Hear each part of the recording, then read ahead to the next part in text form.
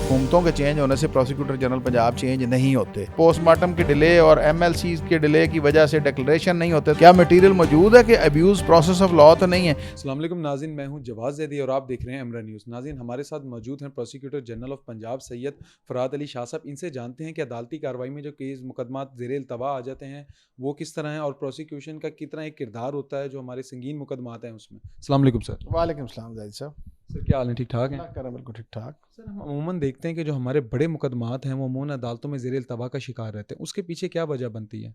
देखिए, सबसे पहली बात यह है कि आपका कॉन्स्टिट्यूशनल जो फंडामेंटल राइट्स हैं उसमें से एक fair trial opportunity article 10A provide करता है एक सिटीज़न को कि इंसाफ जो है ना सिर्फ हो बल्कि होता हुआ दिखाई भी दे। तो उस इंसाफ की फराहमी में प्रोसिक्यूशन डिपार्टमेंट का एक बड़ा अहम किरदार है। उसकी वजह यह है कि अगर सही प्रोसिक्यूशन, फेयर प्रोसिक्यूशन नहीं होगी तो एक आम आदमी को इंसाफ की फराहमी जो यकीनी होनी चाहिए वो यकीनी नहीं होगी, वो गैर यकीनी की सूरत हाल हो जाएगी। और अगर इंसाफ फराहम नहीं हो रहा होगा तो आपको पता है कि माशरे नहीं चल सकते।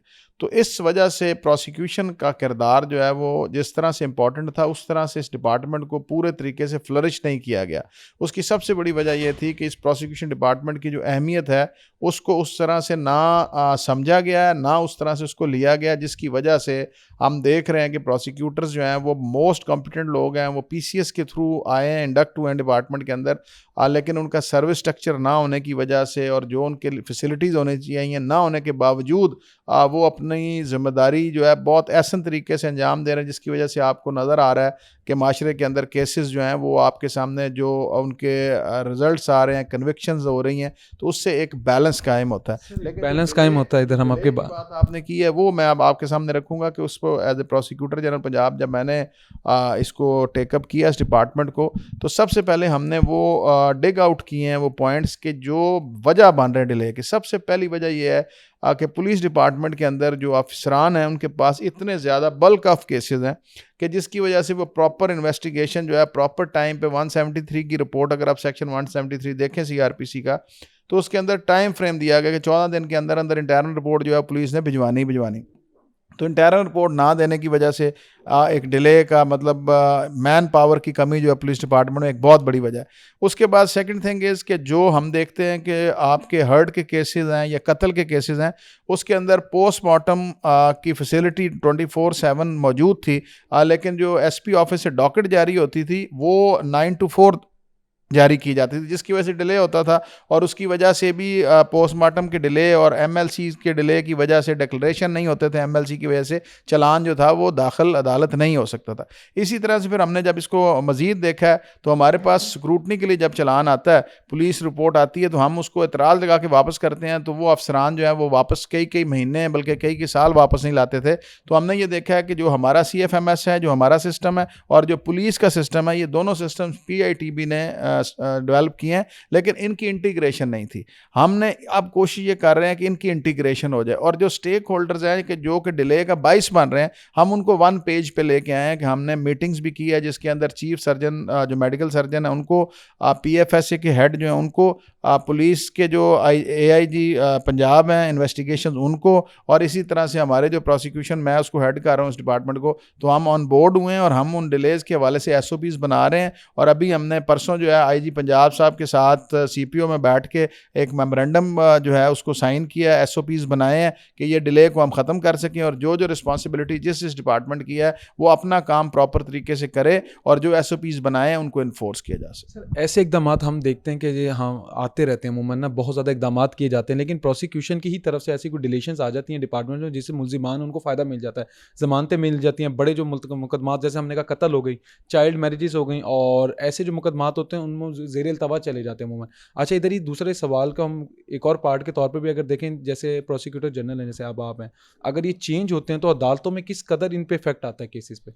देखिए, प्रोसिक्यूटर जनरल पंजाब की तो एक सीट है जो कॉन्ट्रेक्चुअल बेसिस पे 3 साल के लिए होती है। वो इतने हमारे जो पीछे 6-7 प्रोसिक्यूटर जनरल पंजाब गुजरे हैं वो अपना टाइम फ्रेम करके गए हैं उनको ऐसा चाहिए चेंज, हुकूमतों के चेंज होने से प्रोसिक्यूटर जनरल पंजाब चेंज नहीं होते नॉर्मल कोर्स के अंदर। अब इसके बाद सब्सिक्वेंट टू दैट कि हमारा जो प्रोसिक्यूशन डिपार्टमेंट जो बड़े केसेस हैं उसमें हम स्क्रूटनी जो करते हैं, देखिए हमने कोई पोस्ट ऑफिस का किरदार अदा नहीं करना कि पुलिस इन्वेस्टिगेशन करके लाई है तो हमने उसको अदालत में भेजना ही भेजना, क्योंकि जो अगर हमारा आप प्रोसिक्यूशन सर्विस एक्ट देखें तो उसके अंदर सारी दुनिया के अंदर होता है कि प्रोसिक्यूशन ने असेस करना होता है कि आइदर वे जो तफ्तीश की गई क्या मटीरियल मौजूद है कि जिसके ऊपर कल को कन्विक्शन हो सकती है, क्या मटीरियल मौजूद है कि अब्यूज़ प्रोसेस ऑफ लॉ तो नहीं है। तो अब हम इस चीज़ को भी देख रहे हैं कि जो ड्रॉप ऑफ प्रोसिक्यूशन है कि जो कल को 4 साल के बाद एक अदालत ने एक्विटल करना है कि मटीरियल ही नहीं था, एविडेंस ही नहीं थी, तो उसको हम at the time of scrutiny of challan देखें कि इसको हम ड्रॉप कर दें और रिकमेंड कर दें कि इसके अंदर से मज़ीद ये अब्यूज़ प्रोसेस ऑफ लॉ होगा और जो रश है अदालतों में वो कम हो, ताकि एक मोअज़्ज़ज़ जज साहब जो हैं वो 100 केस की बजाय लेकिन 20 केस करें, लेकिन क्वांटिटी की बजाय क्वालिटी ऑफ वर्क हो और लोगों के सामने केसेस आएँ, डेटरेंस हो। देखें बहुत ज़्यादा केसेस में जब एक्विटल्स होते हैं तो एक मैसेज कन्वे होता है कि यहाँ पे तो आप जुर्म कर लें तो कुछ भी नहीं होगा, बंदे बरी हो जाते हैं। तो जब तक फेयर इन्वेस्टिगेशन नहीं होगी उस वक्त तक फेयर प्रोसिक्यूशन नहीं होगी, और जब तक फेयर प्रोसिक्यूशन और फेयर इन्वेस्टिगेशन नहीं होगी उस वक्त तक फेयर ट्रायल अपॉर्चुनिटी नहीं हो सकती। तो ये इंटरलिंक्ड मुख्तलिफ डिपार्टमेंट है और जब तक ये इनका आपस में लाइजन नहीं होगा, कॉपरेशन नहीं होगी, उस वक्त तक क्रिमिनल जस्टिस सिस्टम जो है वो कभी भी आप उसको ये नहीं समझेंगे कि वो सही है, वो फेलियर तस्वर होगा। अच्छा सर, वो फेरियल तस्वुर होता है 9 मई के वाक़यात हुए, उसमें भी आप वहीं पे थे और उसमें मुकदमात का चलान आपने पेश किया। तो उन मुकदमात में अब हम देखते हैं ज़मानत होती जा रही है।